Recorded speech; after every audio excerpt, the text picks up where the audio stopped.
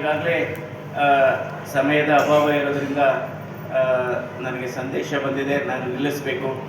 ಆದರೂ ಕೂಡ ಇವತ್ತು ಅವಿಭಾಜ್ಯ ಕುಟುಂಬಗಳು ಒಡೆದೋಗಿರೋದು ಕೂಡ ಈ ಕಾಯಿಲೆಗಳಿಗೆ ಕಾರಣ. ಒತ್ತಡ ಜಾಸ್ತಿ ಆಗ್ತಿದೆ. ಒಂದೇ ಮನೆಯಲ್ಲಿ 15 ಜನ ಇರೋರು ಈಗ ಎಲ್ಲ ಸಮನಾಗಿ ಹಂಚ್ಕೊಳ್ಳೋರು, ಕೆಲಸ ಹಂಚ್ಕೊಳ್ಳೋರು, ಒತ್ತಡ ಹಂಚ್ಕೊಳ್ಳೋರು, ಸಮಸ್ಯೆಗಳನ್ನ ಹಂಚ್ಕೊಳ್ಳೋರು. ಇವತ್ತು 2025ರಲ್ಲಿ ಅವಿಭಾಜ್ಯ ಕುಟುಂಬ ಏನಪ್ಪಾ ಅಂದ್ರೆ ಗಂಡ ಹೆಂಡತಿ ಜೊತೆಲಿರೋದೇ ಅವಿಭಾಜ್ಯ ಕುಟುಂಬ ಆಗಿದೆ.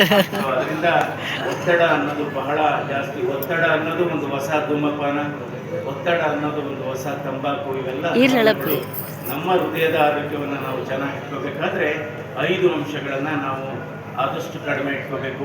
ಯಾವುದು ಇದು 5 ಅಂಶಗಳು?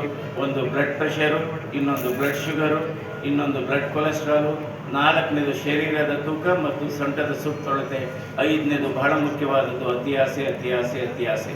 ಅದರಿಂದ ನಾವು ಈ ರೀತಿ ಅದಕ್ಕೆ ಹೇಳ್ತೇನೆ, ಈ ಸಂದೇಶ ಏನಪ್ಪ ಅಂದರೆ stop smoking start walking, stop smoking start walking.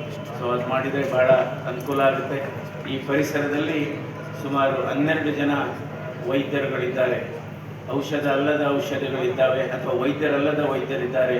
ಇನ್ನು 2 ನಿಮಿಷನ ತೆಗೆದುಕೊಳ್ಳೋದು ಈ ಯಾವುದಪ್ಪ ಅಂದರೆ, ಒಂದು ಸೂರ್ಯ ಸನ್ಲೈಟು, 2ನೇದು ಡಯಟು, 3ನೇದು ಎಕ್ಸರ್ಸೈಸು, 4ನೇದು ಮಧ್ಯ ಉಪವಾಸ, 5ನೇದು ವಿಶ್ರಾಂತಿ, 6ನೇದು ಒಳ್ಳೆಯ ನಿದ್ರೆ, 7ನೇದು ನಗು, 8ನೇದು ಕೃತಜ್ಞತೆ, 9 ಬೇರೆಯವರ ಜೊತೆ ಮಾತನಾಡುವುದು, ಬೇರೊಬ್ಬರ ಬಗ್ಗೆ ಮಾತನಾಡುವುದಿರ್ಬೋದು 9, 10 ಸ್ನೇಹಿತರ ಬಳಗ, 11 ಮೆಡಿಟೇಷನ್ನು, 12ನೇದು ಯೋಗ.